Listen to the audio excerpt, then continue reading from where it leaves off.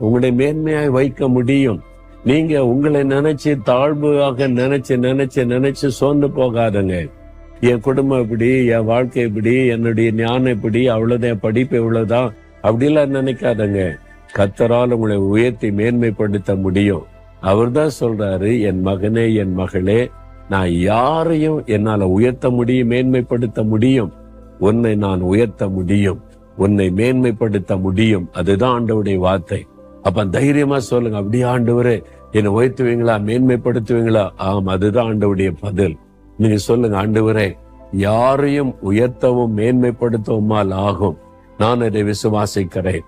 ஒரு தாவீதை உயர்த்தியனவர், எஸ்தரை உயர்த்தி மேன்மைப்படுத்தியனவர், ஒரு யோசேப்பை உயர்த்தினவர், என்னையும் உயர்த்துவீர். நான் விசுவாசிக்கிறேன். இந்த உயர்வை, மேன்மையை எனக்கு தரப்போகிறதற்காய் ஸ்தோத்திரம், ஸ்தோத்திரம். இயேசு கிறிஸ்துவின் நாமத்தில் ஜெபிக்கிறேன் பிதா.